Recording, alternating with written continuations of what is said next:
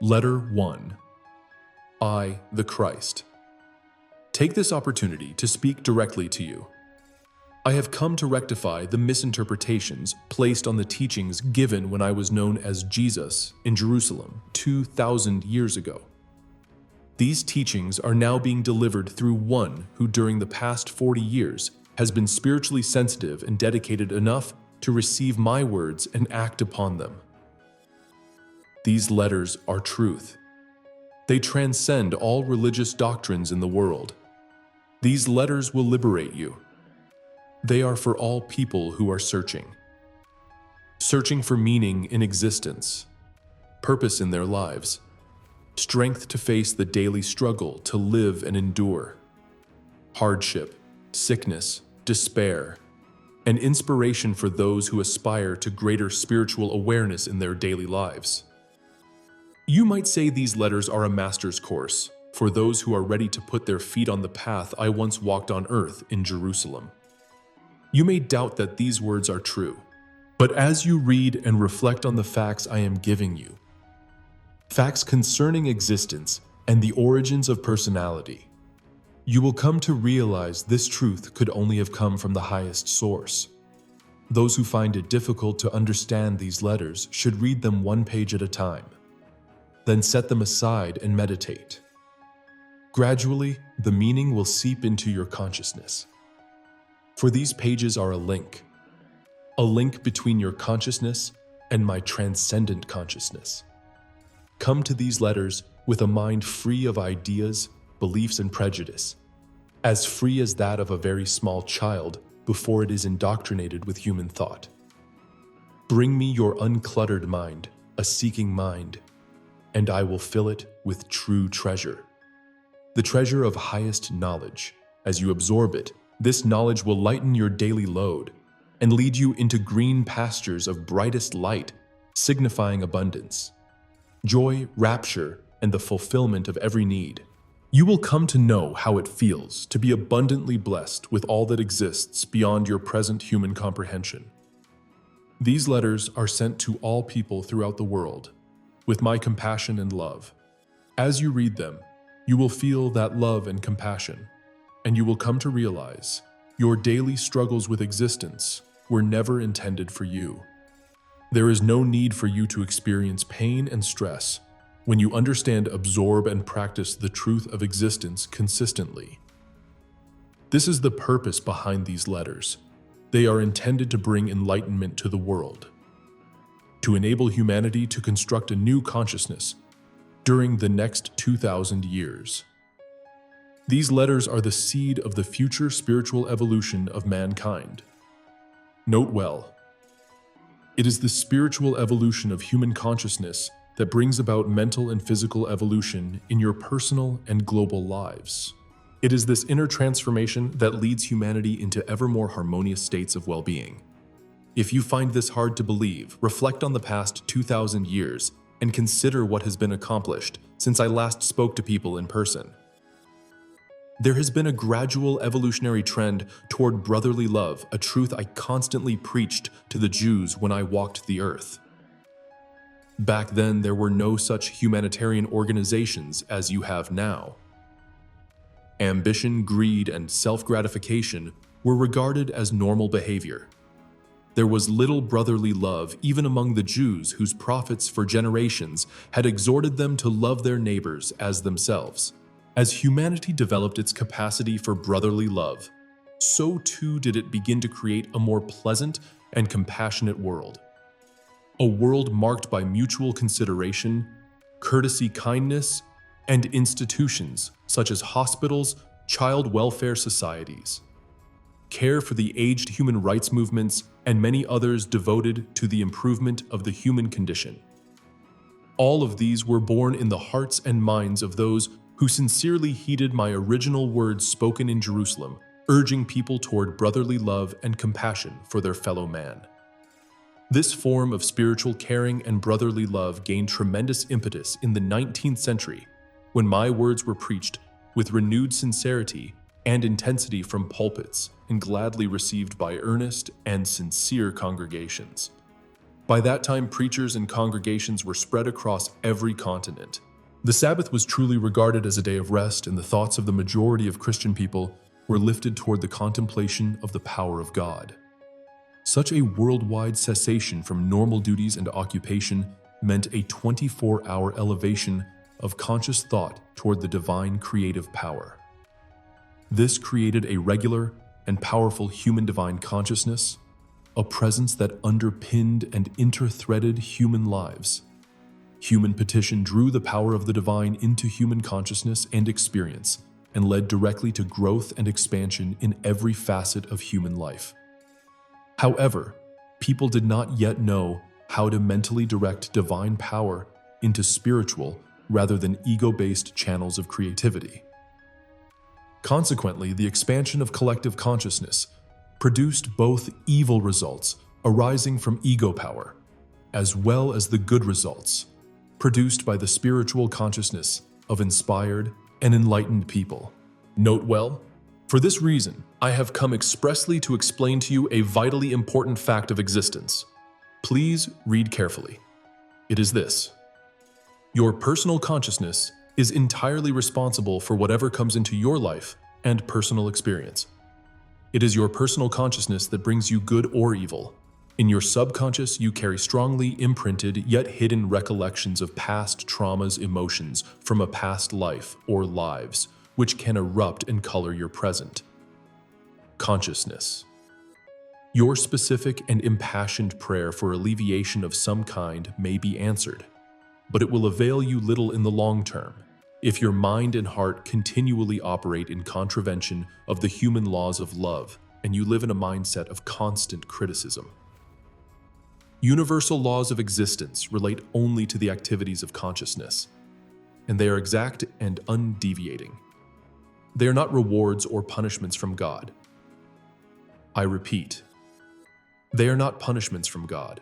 They relate to the causative factor of consciousness, which attracts, magnetizes electrical particles that bond together and appear to the world as outer visible solid forms and experiences. Note well, sometimes people make powerfully prayerful contact with the divine reality behind and within all creation. It responds, and its activity is shortly revealed as necessary improvements within the personal and national life. And people may exclaim, "This is a miracle." But in the long term, the state of the personal or national consciousness will again reassert itself into their experience and will reproduce the same negative effects in health or in affairs just as they did previously. You cannot affect permanent changes in your lives unless you change your consciousness. Therefore, people must pray and strive at all times to achieve unconditional love. In the 20th century, human mental abilities outstripped their spiritual development. Scientists thought they could explain away the origins of creation and ascribe them to accident. As a direct result, people ditched morality and began to give way utterly to self-will. They set in motion a new momentum of menace in the world, for they began to create a new form of world ego consciousness directly in opposition to the nature of divine unconditional love. The human consciousness blocked the inflow of the divine. Note well, the ever-increasing lewd imaginings of a few which would have been contained locally a century ago now become a contagious mental infection glorified in literature, films, theater, spreading worldwide, creating a global human consciousness similar to their own expressed as sexual excesses, violence, and perversions. This mental infection first manifests as egocentric modes of living and in the creation of technical devices which have caused serious health disorders, climatic changes, crop failures, environmental deterioration, extinction of living creatures, and wholesale slaughter of human beings. Mental infection also manifests in the human personality as deranged and destructive behavior, drug taking, abominable cruelty and depravity, gangster operations, and sexual excesses. Thus has a vicious cycle been formed, a cycle of malignancy and perversions in thought and activity. It has been created by entertainment and media magnets. The purpose: to capture the egocentric public vested interest. Your TV and cinema screens have become the new Bible of human behavior. Personal tragedies unheard of a century ago have become rampant. People now live in fear of walking the streets. Households are barricaded behind high walls. Family and social problems are taken into regular public debate. And so the saga of human misery is perpetuated. This is the beast stalking your lands, feeding a miasma of beastliness into innocent minds. And it will be perpetuated until my Christ knowledge is acknowledged, accepted, and lived by the majority of people on earth. Because this knowledge will show you how to return to the true path of life, to begin creating the kind of lives you truly desire.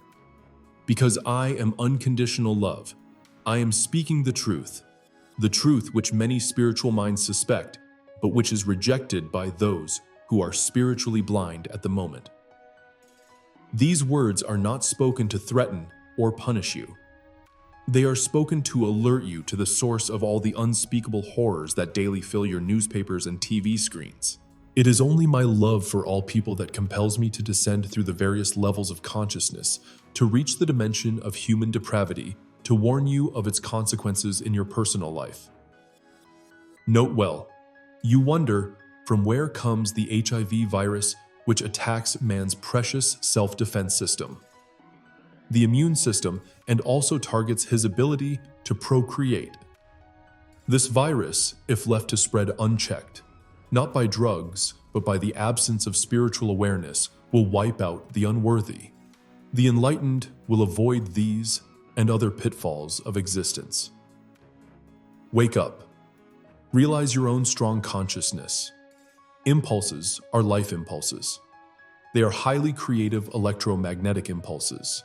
But when they are virulent, violent, aggressive, murderous, they emit electrical particles of destructive consciousness, which take form as virulent viruses in the air, spreading from one innocent person to another. What is born and nurtured in the diseased mind eventually takes on form in the physical world. This is not punishment from God, as the churches may teach you. It is a scientific fact of existence. Therefore, it is a matter of extreme urgency for all spiritually minded people to set aside infantile imaginings and perceive clearly the truth of creation and existence. My message to all churches, I, the Christ, have come expressly to tell you the truth about the origins of the human personality. I will explain exactly why and how mankind has been given a natural inbuilt propensity for self-will and a controlling desire for self-gratification and self-defense. This is not a sin, it is part of the natural creative processes. There is no punishment from on high. Men, through the willful and harmful exercise of their ego power, draw to themselves their own punishment. Note well.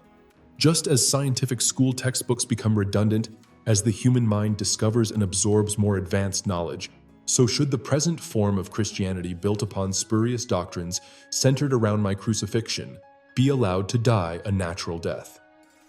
Note well again.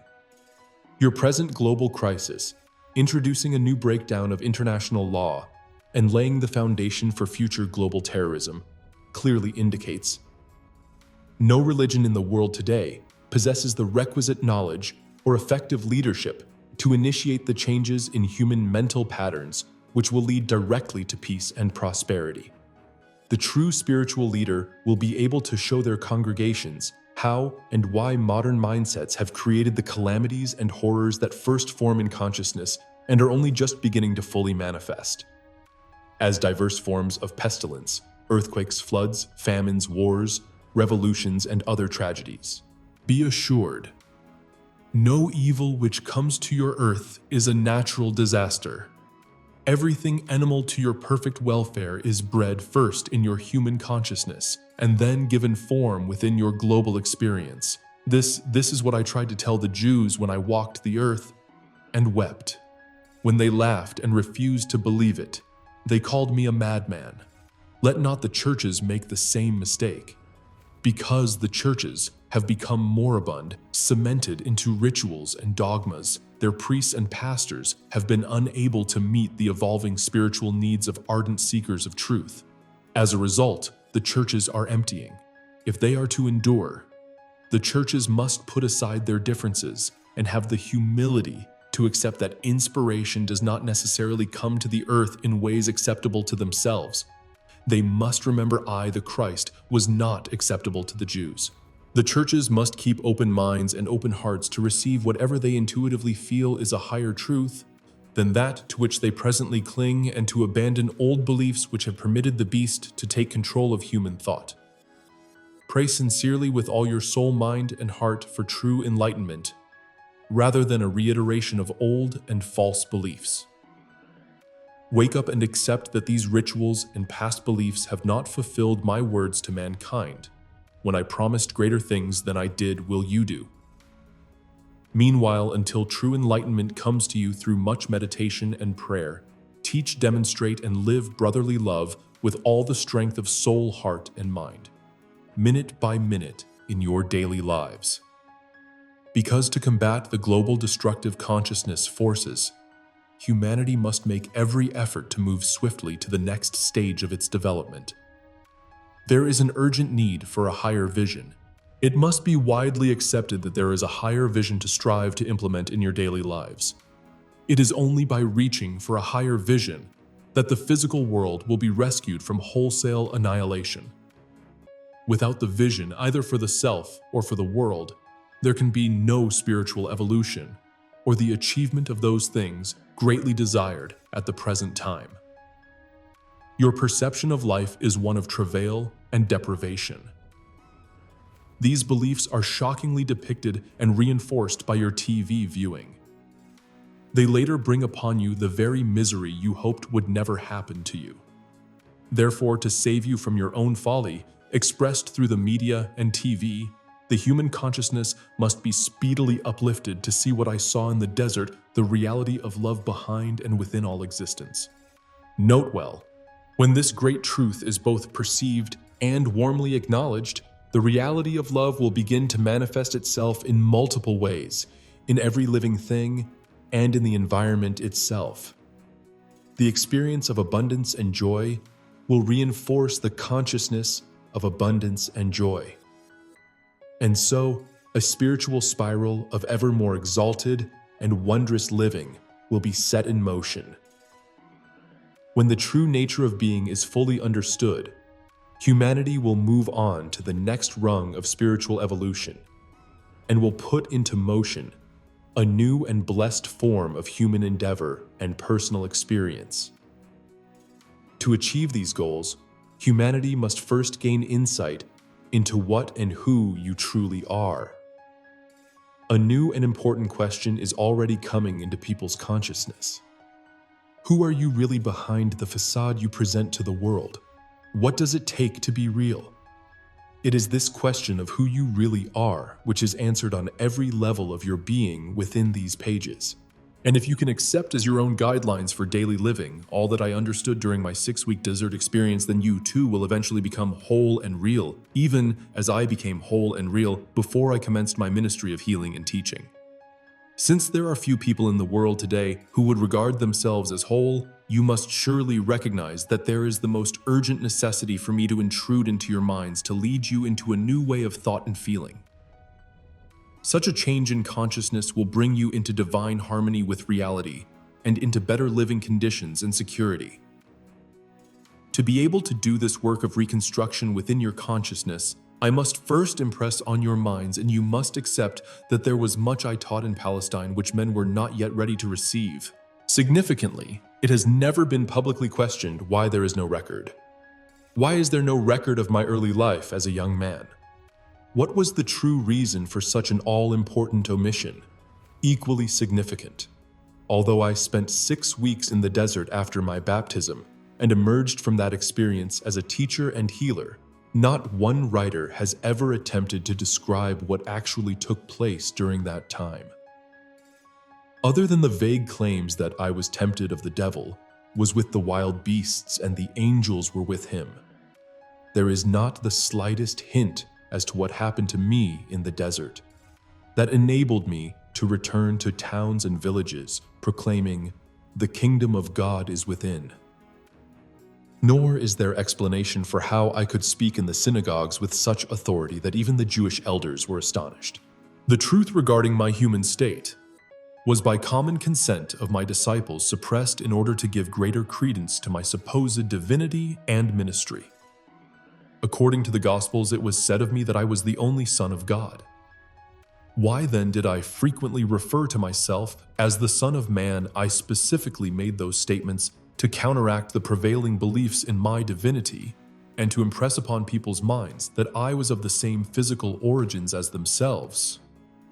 I intended them to understand that what I could do, they could also do if only they had my knowledge and followed my instruction for right thinking and right action. So many myths have arisen around my earthly person and spiritual consciousness that it is time to rid ourselves of them as completely as possible. For they are preventing people from evolving spiritually. You who have been indoctrinated with religious teachings must try to understand that when describing my life, my disciple gospelers related only what they personally remembered and only what supported their account of my supernatural activities. They also included much that had been spoken of me by others during the 30-odd years following my death. After such a lapse of time, an inevitable embroidery of truth took place. How could they possibly write an authoritative biography of me and of what really happened? How could they properly explain my true spiritual perceptions, which gave birth to my words and miracles? Only one person can write from that standpoint. And that person is myself. Therefore, these letters will bring you my truth in a way no spectator could possibly tell it, no matter how well they thought they understood my thinking. For this reason, over 40 years, my recorder's mind has been systematically cleansed of all orthodox teachings. The system of communication between us has been perfected. If my truth expressed in these letters differs from much that is written in your New Testament, is it to be wondered at or rejected for that reason? Therefore, I am descending in consciousness briefly as near as necessary to your plane of consciousness to describe my life and teachings 2,000 years ago. My place in history. I must first point out that my life and person were briefly referred to in the History of the Jews written by Josephus for the Roman governor and presented to the Roman emperor. Josephus briefly noted that Jesus, who attempted to overthrow law and order and the governance of the Romans, was punished and crucified. It has been argued that this was some other Jesus recorded by Josephus. But this is not so. I, who later became the Christ who performed so-called miracles of healing and materialization, was that insurrectionist. But I was no rabble-rouser. I did not deliberately stir people up to defy the Romans or disrupt law and order. I was a rebel against existing Jewish traditions. Because when I emerged from my 6-week sojourn in the desert, I saw a better way to think and live. And I tried to pass on my knowledge to my fellow Jews with little success. It is important you understand that the pressure of public opinion weighed heavily on my followers. While they truly believed that I had brought a soul-saving message to the Jews and was the Messiah, the Son of God, they were also of the world trying to relate to the world as best they could. Therefore, although they knew my reactive feelings towards the Jewish beliefs, they were not happy to dispense with the Old Testament altogether, since it had supported and kept the Jews together throughout their history. In the interest of preserving what they believed to be valuable in the old dispensation, they suppressed any description of the person I truly was. My disciples and Paul built their own edifice of sacred beliefs on what they wanted to preserve from my life and teachings. They only taught and consolidated what they deemed to be valuable to people, Jews and Gentiles alike, at that time and in the future. Consequently, they distilled what they could use and let go most of what I termed the secrets of the kingdom of God. They never understood these secrets, nor did they find them desirable in creating a new perception of the divine the Father. To preserve the Jewish belief in salvation from punishment for sins by means of sacrifice in the temple, the person of Jesus was adopted as the supreme sacrifice who had paid for men's sins through my crucifixion. This belief served many purposes at the time. It gave my death on the cross a valid and heroic reason.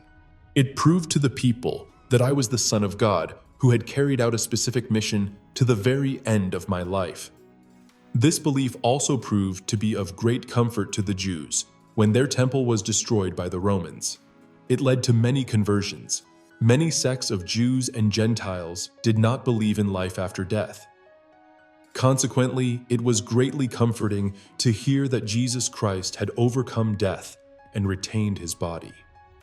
To much human thought at the time, life was not possible without a body. Therefore, life after death could only mean the resurrection of the body. This belief also kept my name constantly alive in the minds of people. I became the historic figure who had valiantly died to ensure that men could be freed from all fear of hell and damnation. As long as they believed in me, they could walk as free, redeemed men. It is only because my name has been kept alive to this very day that I am now able to come to you and give you the truth I so dearly wanted to share with people 2,000 years ago. My early life and my experiences in the desert. I was born in Palestine. My mother was convinced that I would be the Messiah. Contrary to popular belief, I was not a saintly child. When taken to the temple at age 12 to be interviewed by the chief priest to determine whether I would be fit to enter Jewish religious training, I was rejected as being too opinionated. Bitterly disappointed, my mother took me home again and did her best to raise me in the sanctity that marked her demeanor at all times. This was an impossible task, for I was above all things an individualist and unruly in behavior. I resented my mother's guidance and her attempts at discipline. As a youth, I became unmanageable, a true rebel. I rejected my mother's staunch adherence to the Jewish faith and tradition. I preferred laughter to sanctimonious attitudes. I refused to learn a trade that would have bound me down to routine. I chose to mix with all and sundry among the poorer classes. I drank with them. I knew prostitutes. I enjoyed talking, arguing, laughing, and being bona idle. When I needed money, I went into the vineyards for a day or two, or took other jobs that paid me enough to eat and drink and give me the leisure I craved. For all my shortcomings as a human being, my careless, easy, indolent attitudes, my self-will, and egocentric determination to think my own thoughts, regardless of what others tried to tell me, I cared about people very deeply. I was deeply emotional. In your present speech forms, you would call me overreactive, over-emotional.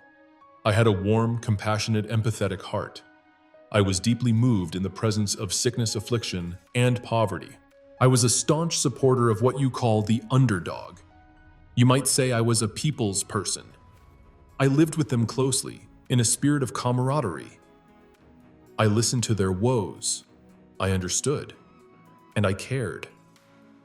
It is important to understand my true origins and my early youthful characteristics, because these were the goads which pushed and prodded me into eventual Christhood.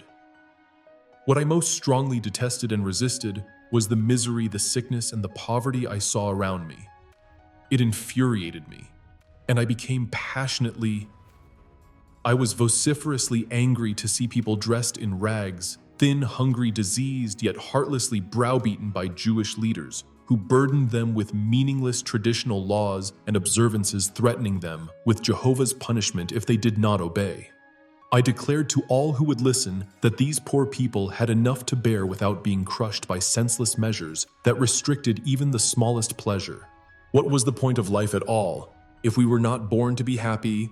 I refused to believe in a just God as portrayed in Jewish traditions.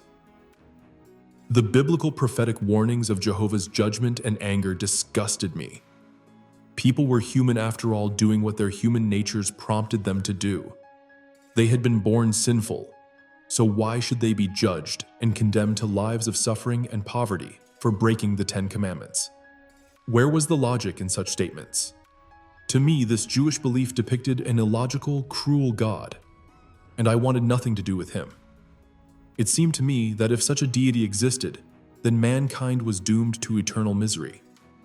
The simplicity and freedom I found on the hillsides, the plains, the lake, and the mountains refreshed my inmost spirit and quieted my angry murmuring against the Jewish God. Consequently, I refused to believe a word that the Jewish elders tried to teach me. However, during my mid-20s, a new line of questioning took possession of my thoughts. As I walked ever more frequently alone in the hills, my rebellion was gradually replaced by an all-consuming longing to know and understand the true nature of that which must surely inspire and respire through creation. I reviewed my lifestyle and saw what suffering my actions had caused my mother and many other people. Although I felt such deep compassion for the weak, and suffering my rebellious nature had prompted much thoughtless and selfish behavior toward my family. My underlying love for them now welled up in me, and I found myself becoming equally rebellious against my own past behavior. I heard talk about John the Baptist and the work he was doing among the Jews who had come to listen to his words even from Jerusalem. I decided to visit him to be baptized myself. On my way to the River Jordan, I felt exhilarated at the prospect of being baptized and starting a new life. I knew that despite my unruly emotionalism, I had also been born with a keen intelligence and a gift for insightful, impressive debate, which I had used willfully and negatively, leading people into unruly arguments. I had thrown my talents away by pursuing a life of self-will, idleness, and pleasure. As a result, I had forfeited all respect from others. Neither did I possess any self-respect. For the first time, I found this to be intolerable. It occurred to me that in the future I could and must put my natural gifts to better use. Instead of just making noise, perhaps I could find a way to lighten the burdens of those I so deeply pitied. Up to that time, I had been of little practical use to anyone. My baptism. When I entered the water in the River Jordan to be baptized by John, I expected to feel nothing more than relief that I had for once taken a positive step. I expected to feel a new determination to go home and astonish my mother and neighbors with my new, kindly attitude toward them. But what really happened when John baptized me was an experience completely different from anything I had ever thought possible. I felt a great wave of tremendous energy surge through my body. I was literally stunned by it. As I staggered out of the river, I found myself elevated in consciousness in the most extraordinary way. A great inflow of glowing happiness uplifted me into a state of ecstasy. I was enraptured and aware of a great light. Stumbling, I moved away from the river and walked, not knowing where I was going. I continued on unseeingly into the desert. Please note, my 6 weeks in the desert were a time of total inner cleansing of my human consciousness. Old attitudes, beliefs, and prejudices were dissolved.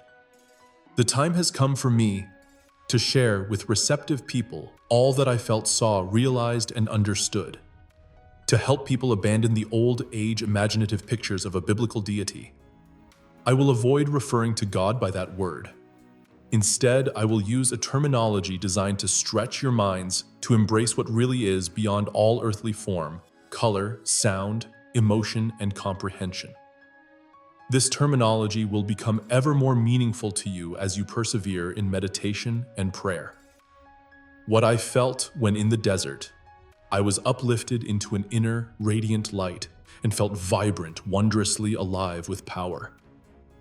I was filled with ecstasy and joy, and I knew beyond all doubt that this power was the true creator, out of which all created things had been given their being. This glorious interior harmony, peace, and sense of perfect fulfillment, needing nothing more to be added to that beautiful moment, was the very nature of the reality, the creative power giving life to all creation and existence. What I saw, realized, perceived when in the desert, I was lifted into another dimension of conscious perception, which enabled me to see the truth concerning life and existence. I saw lucidly and clearly what was real and what was false in man's thinking. I realized that the creative power I was experiencing was infinite, eternal, universal, filling all space beyond sky, ocean, earth, and all living things. I saw it was mind power. It was the creative power of mind. There was no point where this divine creative mind was not. I realized that the human mind was drawn from divine creative mind, but was only a candle lit by the sun. At times, my human sight was so spiritually heightened that I could see through rocks, earth, and sand. These now appeared to be only a shimmer of tiny motes. I realized that nothing was truly solid. When I had moments of doubt that this could be so, the changes in the phenomena would stop taking place. Much later, I discovered that my thoughts, if strongly imbued with conviction, could affect changes in the shimmer of motes, what scientists now call electrically charged particles, and therefore produce changes in the appearance of the rock, or whatever I was observing. It was at this point that I came to realize the powerful effect that conviction, or unwavering faith, had on the environment when stating a command or even a belief. What was even more startling was my mind-opening cosmic consciousness realization that all I had been witnessing was really the creative power of divine mind itself, made visible in the shimmer of tiny motes. Not only this, its appearance could be profoundly affected by the activity of human thought. I realized that there was nothing solid in the universe. Everything visible was manifesting a differing state of consciousness, which determined the composition and form of the shimmer of motes. Therefore, all outer form was an expression of the inner consciousness. Life and consciousness, I realized, were one and the same thing. It was impossible to say, this is life, and that is consciousness. Consciousness was life, and life was consciousness. It was the creative power of both divine, universal mind beyond, within, and behind the universe. I realized that people placed the highest importance on individuality and form. They could not imagine mind or intelligence operating in any effective way other than through the medium of individual form. Because of this, the Jews had created a mental image of a vast supreme being, having all the attributes positive and negative of a human being. Thus it was possible for the prophets to believe in and speak of Jehovah's anger, threats of punishment, visitations of sin, sickness, and plagues in response to human waywardness. But these mental images, I realized, were myths. They did not exist. I perceived that in any dimension of existence, it was the mind, the intelligence exhibited, which was the all-important factor relating to creation and man himself. Therefore, Genesis should be rewritten. Before creation, there was universal mind, the creative power behind and within creation itself. Having seen so clearly beyond all dispute that the creative power of universal mind was everywhere within the infinity of the skies, and active within earthly forms as well, I was inwardly directed to look around me and saw only gravel and rock. Then, suddenly, I was presented with a vision, a picture of a beautiful land in which were growing every conceivable plant, shrub, and tree. Even birds flitted in the trees and animals grazed the grass. Watching this vision with amazement, I saw that plants and trees, every one of them, and yes, even birds and animals, were in reality composed of hundreds of communities of infinitely tiny entities your modern scientists now call themselves, working continuously in an entirely harmonious spirit of cooperation to produce the system's organs and outer appearance of the completed living entity. I contemplated this wonderful activity for a long time, although time no longer held any importance for me. As I gazed and gazed, I thought, who would have guessed that within the outer covering of fur, feather, or skin, there was such intense activity, tiny communities of entities working together to give life form, nutrition, healing, protection, endurance to the bodies of so many different species. It was the intelligently performed work which attracted my attention. Therefore, I realized that work itself was an integral part of the creative power in action, from the very least entity, a cell within the living systems, to the most advanced entity in the universe, man himself. In the systems of all living things, all the labor was ultimately under the direction of the divine creative power, in whom resided the plans and designs of creation. I saw that these plans and designs were in reality consciousness forms which could be termed words, since each word signifies a very specific consciousness pattern. Hence the original word in creative power. Consciousness becomes manifested in the visible world. The word, and therefore the conscious pattern, remains within the divine creative mind, continually bringing forth its own. I could see then that everything in the universe did live, move, and have its being in the creative power of universal mind, which was infinite and eternal, and was the only true reality behind all manifestations of individualized form.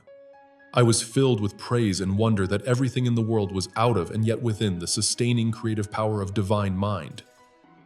I marveled at all the secret activity forever taking place in all living things, including human bodies, and wondered how it was that such infinitely small units could work intelligently according to specified plans to unerringly produce the proposed form tree trunk, leaf, flower, fruit, insects, birds, animals, human bodies.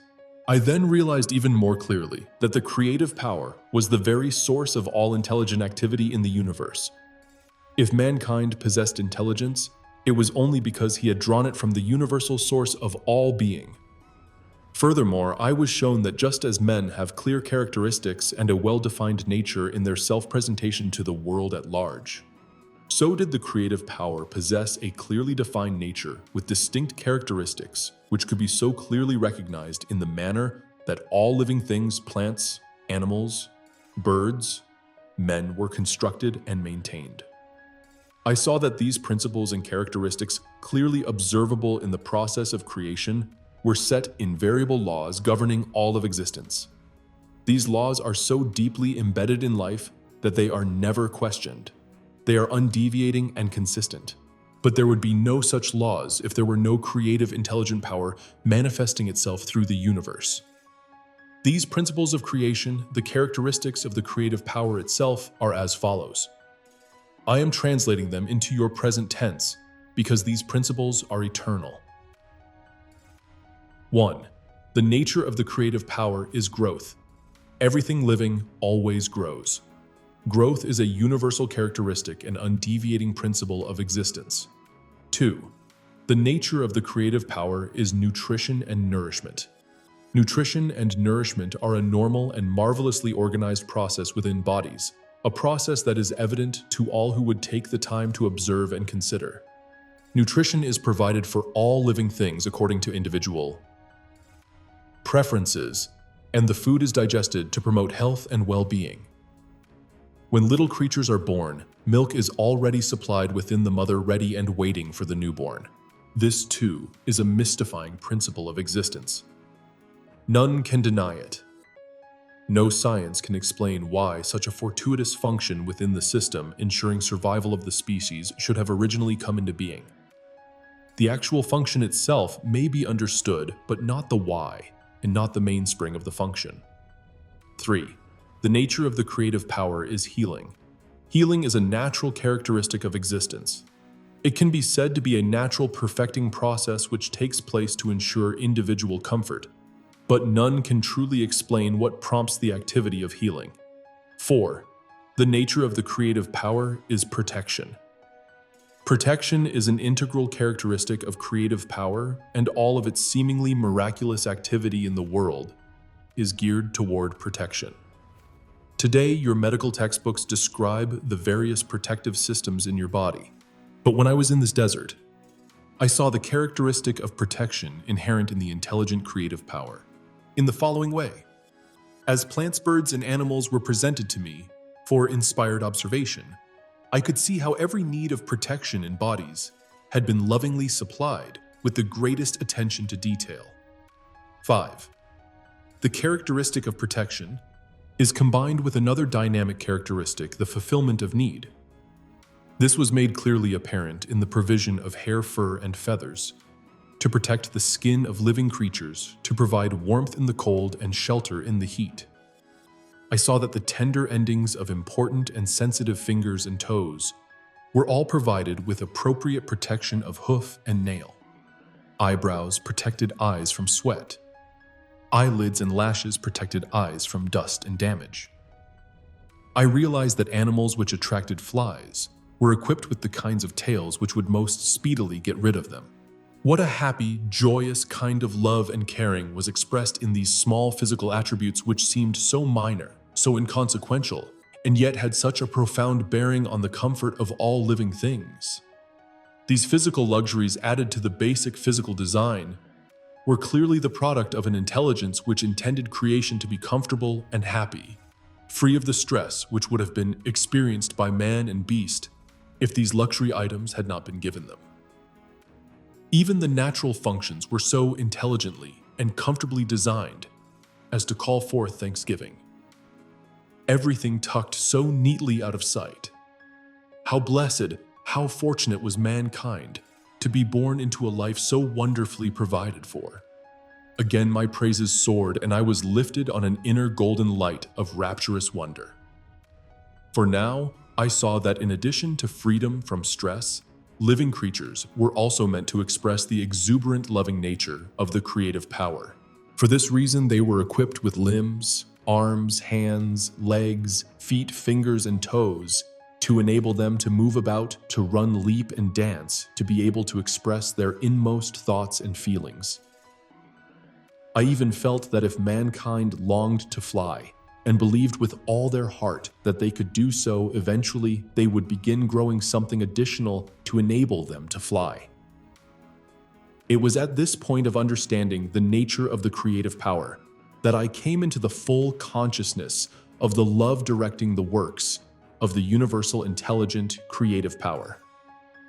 As I pondered this love, I realized that the mother in creation nourishes, protects, fulfills the needs, and tries to promote the healing of her offspring. This is the activity of love. 6. The innate characteristic of the loving, intelligent, creative power which has given creation its individual form and being is work. It works for us, in us, and through us. Its work is always prompted by love. Love. This cosmic revelation filled me with joy and astonishment. What a wonderful world we lived in. It was the culminating point in my enlightenment and my overall view of the truth concerning the source of all being. I had already seen the reality of the physical bodies composed of various communities of identical, infinitely tiny entities working in a spirit of cooperation and harmony to produce the various components of the body: flesh, bone, blood, eyes, and hair. The only difference between these communities lay in the type of work demanded by their common goals. Surely the divine impulse behind all this intelligent, purposeful activity in the body was both the inspiration and foundation of mankind's own conduct. When people worked in unison to produce a planned objective, they drew their intelligence and purpose from the creative power. Yet how very different was man's behavior when engaged in earthly construction or any other communal project, for it was inevitably characterized by arguments and dissension. I was brought to the realization of the infinite power of intelligent creativity, ever active within creation, maintaining order, cooperation, harmony, and daily productivity, unequaled by man anywhere at any time. 7. Survival was a natural characteristic of the creative power. In every case, the most wonderful provision had been made for all living things to grow, to be healed of illness and injury, to be nourished in order to keep the body healthy, and to reproduce in order to ensure survival on this earth. This was the only reality mankind could be absolutely sure of, and its activity was consistent year in and year out. The sun, moon, and stars all remained in their places for millennia, and it was recognized that they all possessed their own path of movement.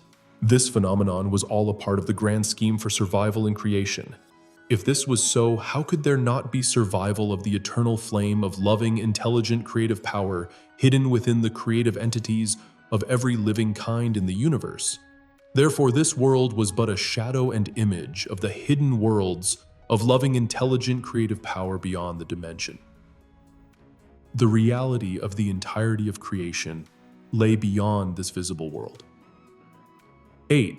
The inherent characteristic of loving, intelligent, creative power was rhythm. I saw that there was a rhythm in the operation of the world. Everything was subject to seasons, a time of blossoming and burgeoning of life, a growing season leading to ripening harvest and the production of seeds, ensuring the survival of plant life. Then came the gradual dying away and the rest period of winter. But nothing created and living was ever allowed to become extinct. The sun and the moon expressed this cosmic rhythm within the universe. This rhythm could even be seen in the females of living things. Therefore, everything in creation had its due time for appearance and harvest. It followed that man himself was subject to tides of growth and success, and tides of decline and dormancy. 9.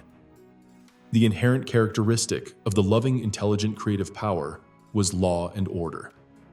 The undeviating order and reliability, apparent in creation, even governing the tiny entity cells within the body, were astonishing and far transcended any human endeavor. Therefore, the entire universe was operating under a system of perfect law and order. I realized on ever higher and higher levels of spiritual exaltation that the creative power exhibited intelligent purposefulness and loving concern for all living things. I realized that life was not something nebulous or amorphous, but rather an intelligent, loving creative power, which I could actually feel within myself as a tremendously heightened state of being, of perception, radiance, ecstasy, joy, love. I knew myself to be one with it, filled with it, and I was one with everything around me, and one with the sky and the stars, and most wonderful and glorious of all, the very nature and function of this Father creative power was to work to create joy, beauty, comfort, to ensure mankind's well-being, to work within mankind to provide interior joy, health, and comfort, to work through mankind, inspiring him with new realization and understanding. Wonderful vistas of glorious creativity came to mind. Once we became truly at one, purified channels and instruments of the intelligent creative power, we could gradually ascend in consciousness until we truly expressed through our minds and hearts the very nature of the universal creative power. Then life on earth would indeed become a state of heaven at all times, and we would enter into a state of eternal life. This must surely be the true goal behind creation, I thought. And it came to me with a surge of elation and loving joy that this was the purpose for which man had been evolved and developed. But even at this present time, although mankind was so very imperfect in his behavior, absolutely nothing was impossible to him in the future. Since despite his wrongdoing, he was one with the creative power, and the creative power was within him, giving him life, limb, and everything else he needed. All of this realization lifted me to heights of rapture, elation, and sublime ecstasy so intense that I was scarcely able to bear it. I felt my body must dissolve with the expansion of power within me. I was so irradiated with light and could see it all around me, illuminating the desert scene. My heart sang in praises. How wonderful and beautiful was the loving creative power which worked in, through, and for us unceasingly. What a miracle was creation! I cried out loud, "You are the source of all being, both creator and also manifested within and through the created. There is nothing in the entire universe which is apart or separate from this limitless, eternal infinity of divine life. Creative power, consciousness that you are. How then is it possible, I asked, that mankind is so sinful? Why do people suffer disease, misery, and poverty? Tell me, oh, loving Father, creative power, because I have been heavily burdened with the pain of their miserable lives." Then I was shown the reality of the earthly condition of all living things. I felt immense excitement, because at last I would be able to understand how it was that such a loving divine creative power could allow its creation to endure such misery. I was shown that every living thing in creation should be radiantly healthy, cared for, nourished, protected, healed, maintained in peace and plenty, prospered within an orderly society of beings, extending only love to one another. However, at the moment of creation, two basic impulses came into being, ensuring individuality, and it was these which controlled mankind's consciousness. These impulses were explained to me in detail, but this knowledge is reserved for a future letter when you will be better able to understand it. Then I was shown the following vivid vision. First of all, I saw a newborn babe as light, a life form of creative power. As the baby grew into childhood, then manhood, I saw the pure light of the creative power gradually dimmed, then obscured altogether in him by a dense wrapping of chains and thoughts. I questioned the meaning of the vision, and there came to my mind a clear understanding which may be expressed in the following words. From birth to death, people believe and insist that their five senses sight, hearing, touch, smell, and taste correctly predicate the reality of themselves and the universe around them. Therefore, because they draw their mind power direct from the divine creative power, it is done to them according to their beliefs. Each thong represents a person's habitual thoughts, responses to people and events, prejudices, hates, animosities, anxieties, sorrow, all of which bind him down and shut out the light from his inner vision drawn from the creative power. Thus he enters into darkness, but he does not know it. He believes he is growing up, becoming mature in the ways of the world, which will enable him to forge ahead and make good to become successful, the aim of most people on earth.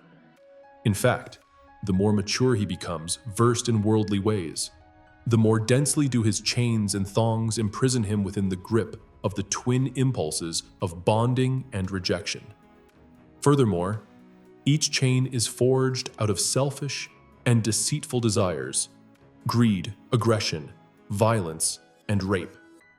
These chains hang heavy around him and burden the psyche, which is the creative consciousness power deep within him.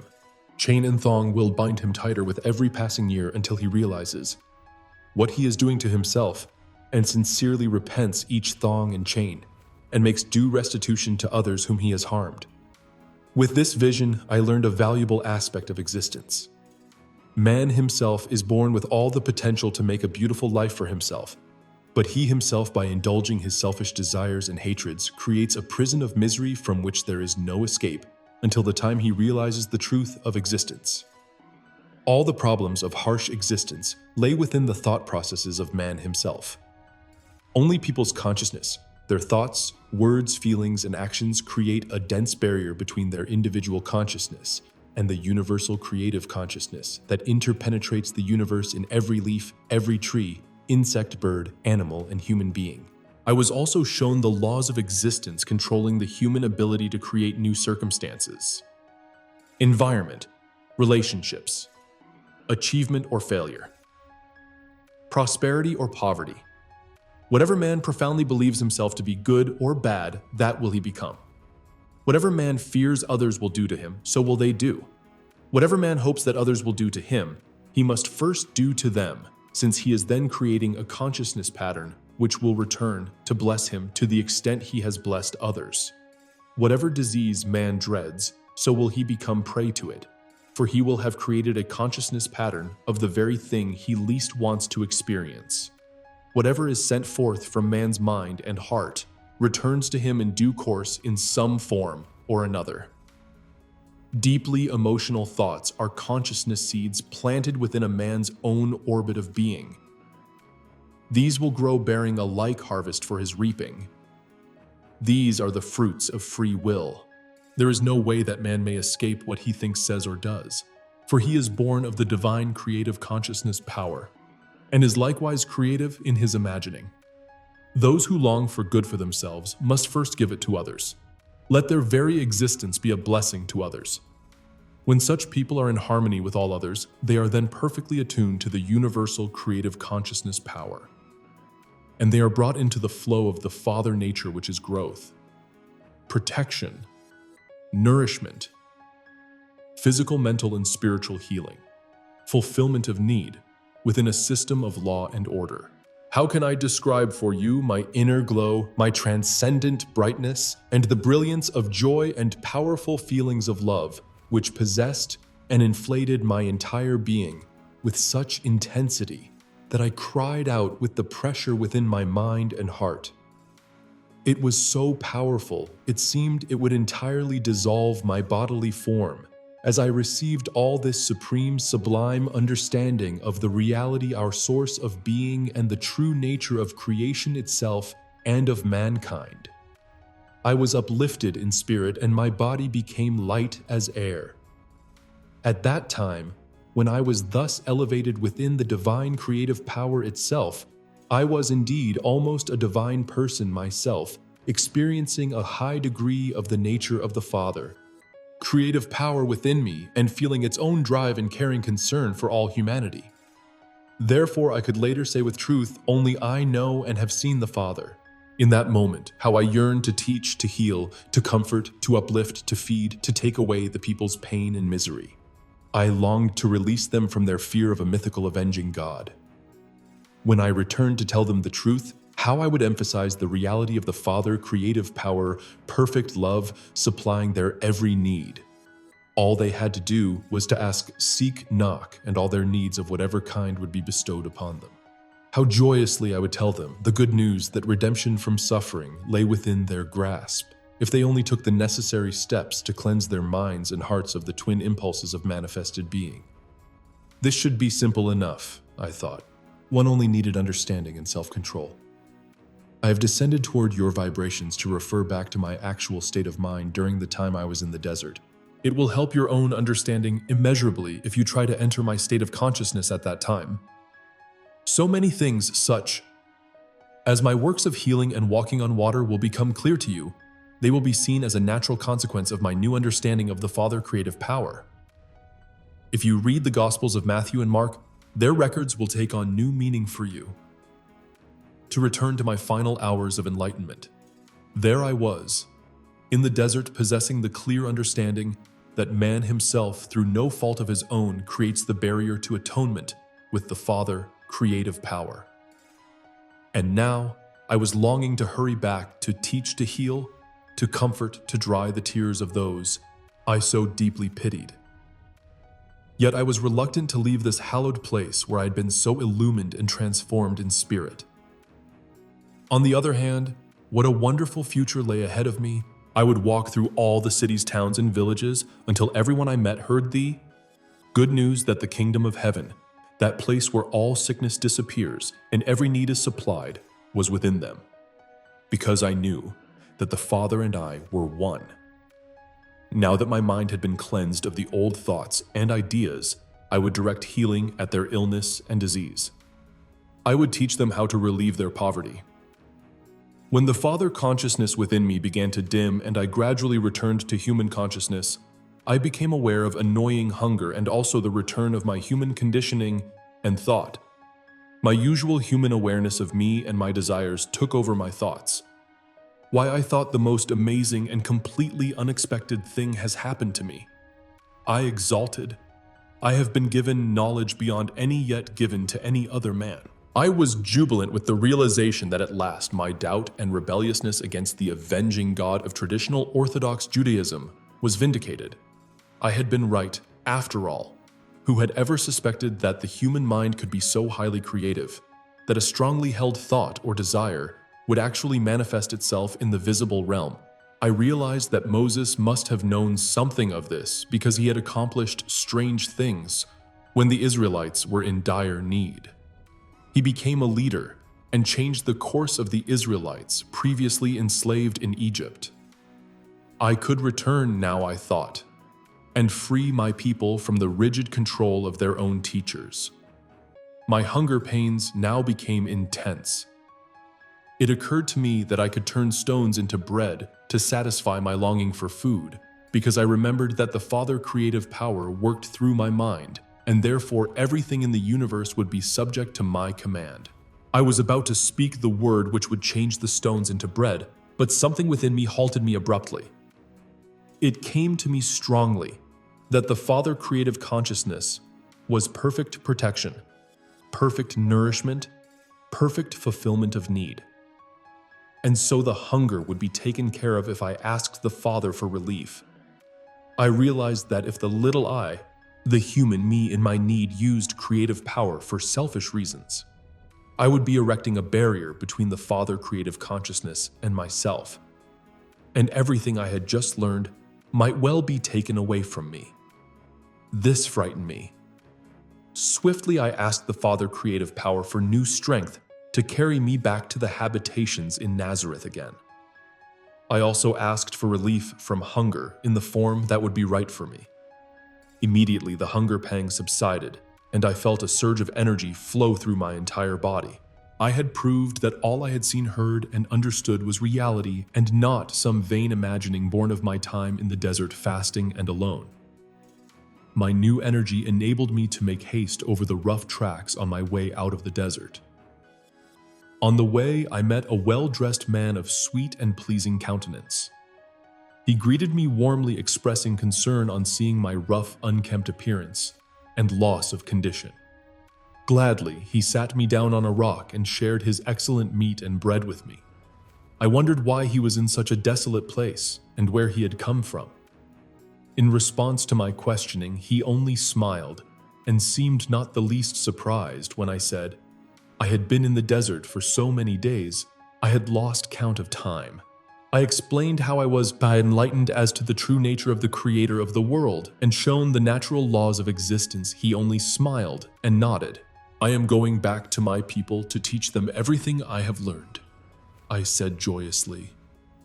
Why I will be able to heal them and bring them release from every sickness and trouble. The stranger replied sadly, It will take many millennia. I was about to rebuke his lack of faith when I realized he was gone. I knew then that a divine messenger had come to secure me with good bread and meat and compassionately give me warning that I might not find my mission so simple despite my enthusiasm. I was deflated by his word of warning. My enthusiasm waned. The way to the first village on my road seemed endless. How a change in human thought produces a change in mood. It came to me that I could further prove the truth of all I had been shown by jumping over the edge of a precipice, which would greatly shorten my journey. As I was about to do this, it came to me forcefully that I was trying to prove my time of enlightenment was real. If I required such proof, then I was already in a state of doubt and I would probably kill myself. Besides, I had been shown that in every eventuality I could lift up my thoughts to the Father creative consciousness and ask for a solution to every problem. How quickly I forgot the truth. So I prayed passionately, asking forgiveness for being weak enough to indulge my own fantasies and for seeking my own way of doing things. Again, the answer came in renewed strength and great assuredness of foot as I scrambled over the rough ground. I found, too, that I was covering long distances so quickly it seemed that I had stepped outside normal time reckoning, and I was in a lighter dimension where human experience was lifted above its heavy thraldom of exhausting expenditure of energy. Walking was now invigorating. I exulted in the fact that I had found the key to a more abundant life. A while later, feeling so much at ease, my mind began to wander. I thought about my meeting with the stranger and the kindness he had shown me. But I also remembered his warning, and again, my old nature reasserted itself. I felt deeply rebellious that he should presume to tell me how my work would go. I decided he knew nothing about my future and set his warnings aside. Why, I thought with my knowledge I could accomplish things no man has ever done before. Instead of struggling through a difficult life, I could begin to accumulate wealth easily, attract followers wherever I went, and share my knowledge with them to make their lives easier. I could take away all pain and suffering. As I contemplated the many places I could visit so easily, I felt myself skimming the surface of the ground and rising until I reached the high peak of a steep mountain overlooking the countryside below. There, it was all laid out before me. I felt my previous enthusiasm return. Why, I thought it would be so simple to round up the people and share all my knowledge with them. I would become powerful, even famous as the man who rescued mankind from all their sickness and trouble. I would gain their admiration and respect, and would no longer be remembered as an idle, worthless fellow. With a tremendous shock, all that had been taught to me just a few hours ago returned to mind with great force and clarity. Had I not been taught that the only way I could ever prosper was to abandon my self-will and turn to the Father for assistance in everything I undertook? Then I remembered. Creation had its own special purposes to fulfill. The individualizing process had created the pull and push, the give and take in human behavior. Although these human characteristics cause people great anguish, was it not that very anguish which forced them to seek better ways to live? In order to find true happiness, I realized that the ills of mankind had their place in the human scheme of existence. Was it right for me to bring privileged information to people in order to nullify the effects of the individualizing process? I realized I had been thinking from the central point of my individuality, the ego, and it was the ego drive which built the barriers between mankind and the Father creative consciousness. Therefore, my central point of human desiring would have to be conquered if I was to live in perfect harmony with my Father, as was my sincere intention. And so I continued on my way, pondering what might lie ahead and how I might best overcome the impulses governing my humanhood in order to remain in the flow of the Father consciousness from which I would draw inspiration, guidance, answers to problems, my daily nourishment, daily health, daily protection. In fact, I realized that while I remained within this daily flow of Father consciousness, no harm could ever come near me, and my every need would be met. More importantly, the Father consciousness working through me would do whatever was required for the people in dire need of healing and comfort. At all times, I must overcome my rebelliousness against the harsh realities of existence and listen to the inner voice and conform to the higher will of the Father. This higher will was perfect love directed entirely at promoting my highest good.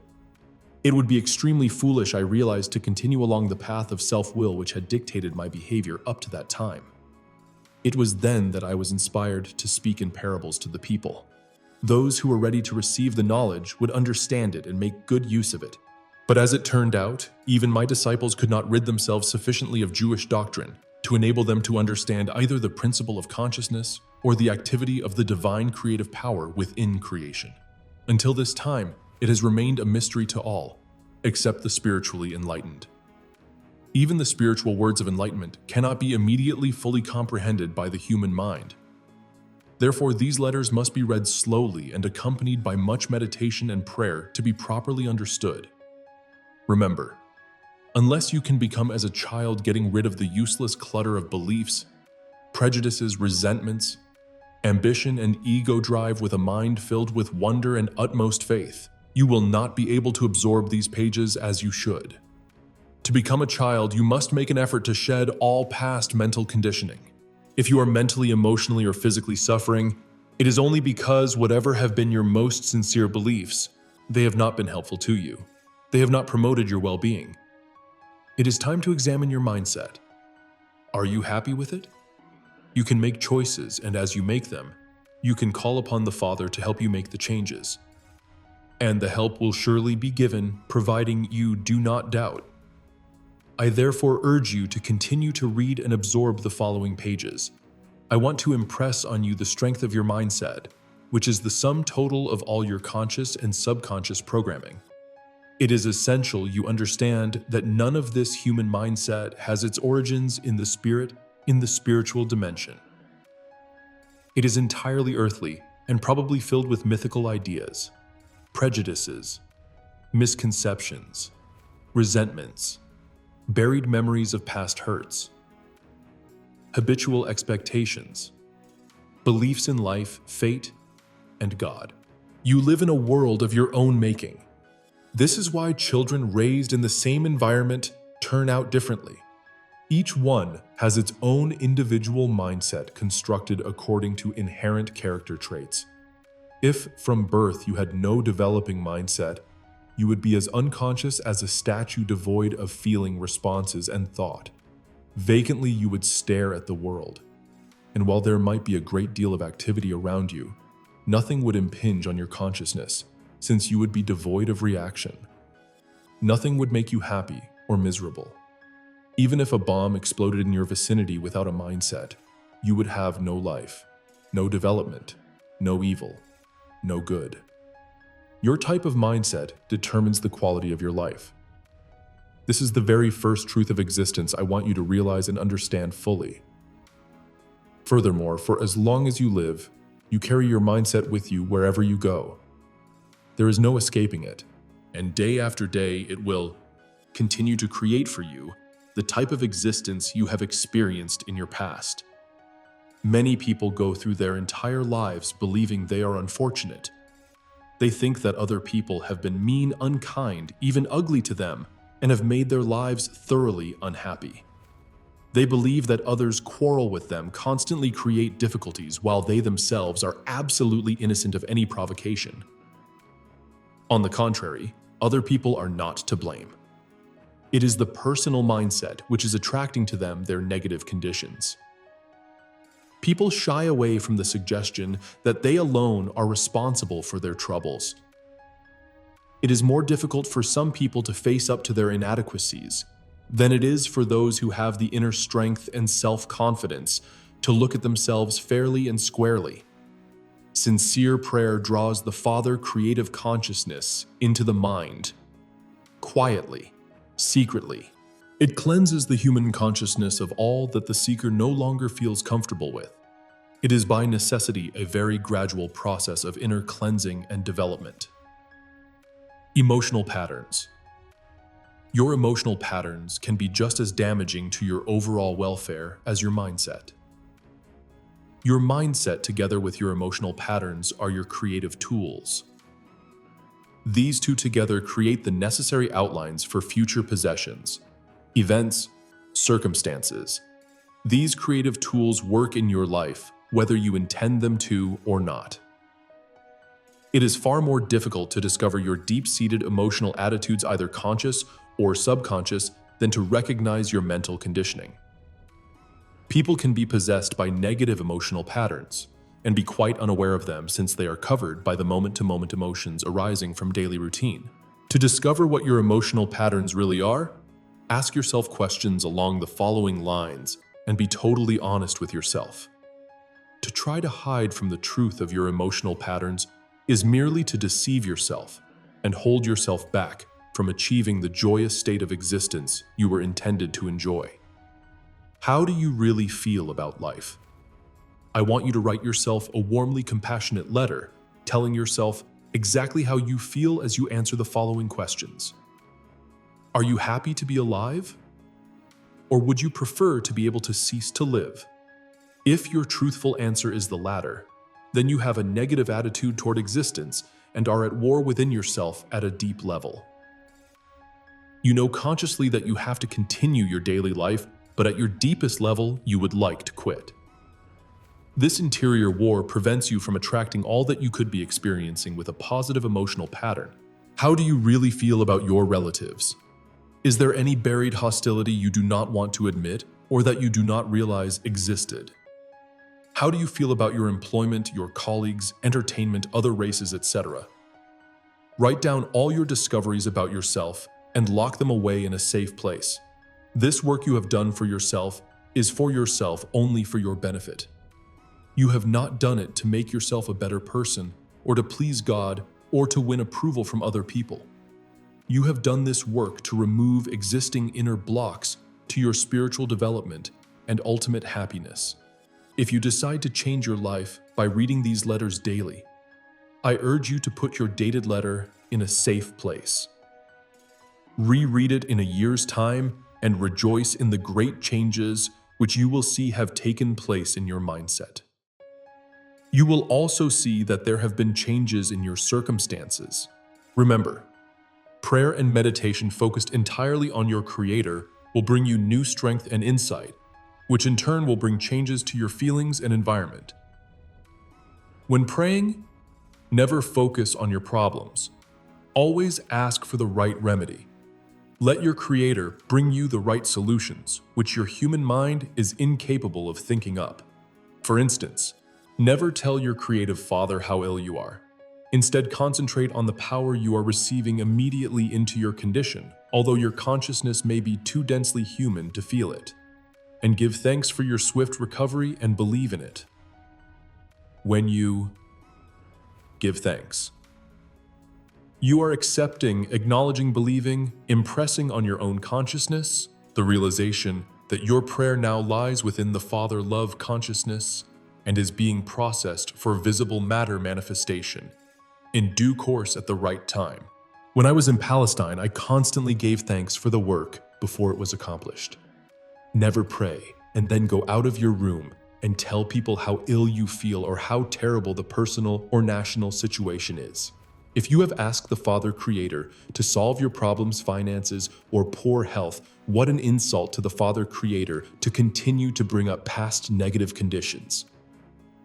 You immediately undo the work the Father Creator is engaged in.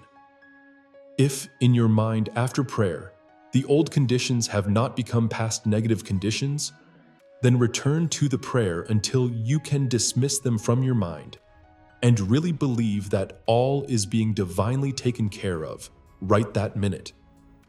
Return again and again to giving thanks for the benefits you have asked for. They will surely materialize.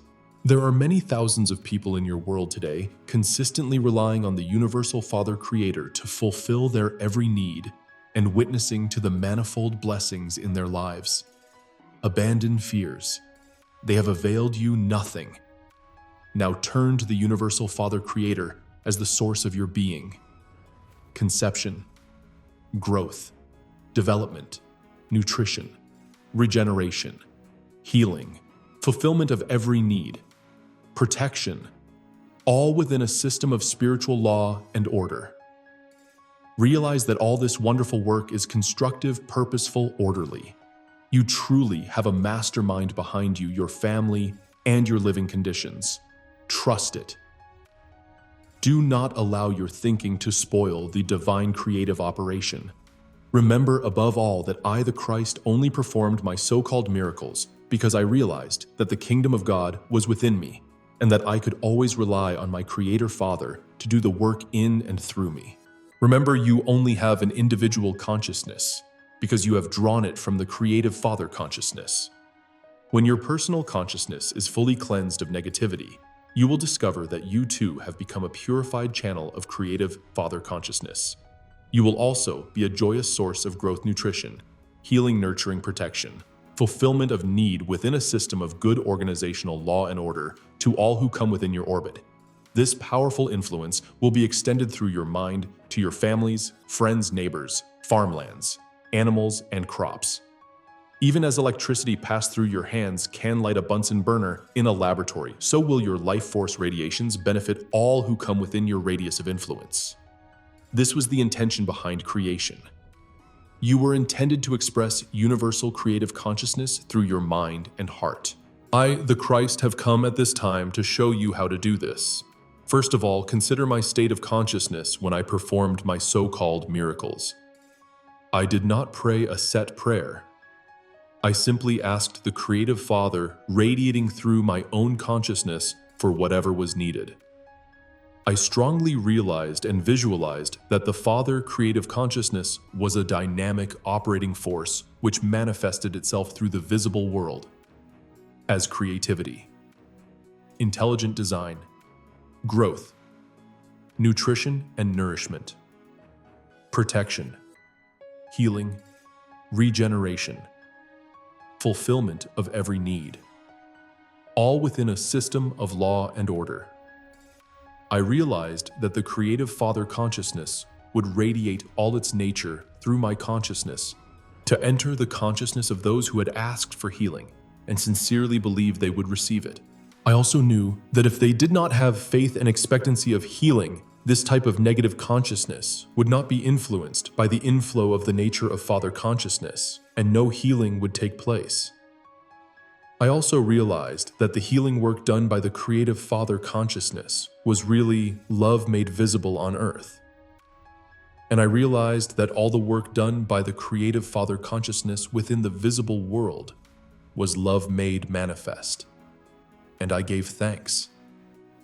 I realized that out of universal consciousness had come all the substance of the universe, and I gave thanks. I realized that Father Creative Consciousness was the worker, and that it was eternal and infinite. And nothing except the human mind could stop it from doing its work. Therefore, I rid my mind of any human feelings and thoughts, and I knew that I was a perfect channel of Father love. I knew that the perfect will of Father love would be accomplished in the person who needed healing.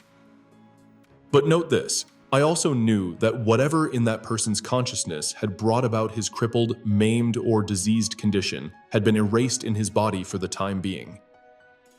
The question was, would his normal consciousness bring about a return of the condition divinely erased from his body? Therefore, I said to the person who had received healing, "Go your way and sin no more." I want you to know and believe with all your hearts that my state of consciousness when on earth, as described to you in the above paragraphs, is the state of consciousness to which you should also aspire. With all your mind and heart, my experiences of enlightenment in the desert enabled me to achieve the Christ consciousness to a large extent while on earth. But you can follow in my steps if you have the will to do so, and I will surely be at hand to help you on your journey. You may feel my presence if you are sufficiently sensitive to do so. But if for some time you feel nothing, do not be cast down.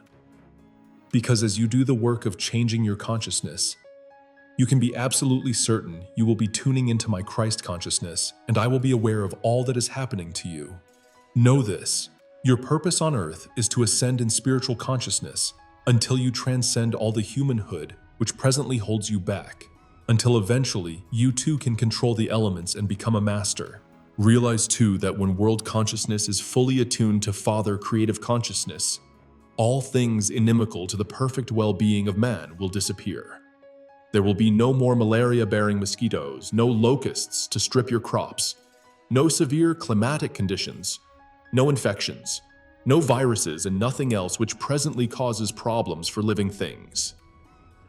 You will live within a cloak of universal protection. When your own consciousness is perfectly attuned to and in harmony with Father love, then you too will be divinely protected and will become channels of creative design growth, nutrition and nourishment protection, healing, regeneration, fulfillment of need, law and order. Father love will be operational within your mind, your heart, your body, and your affairs. It will be operational in all those to whom you direct its power.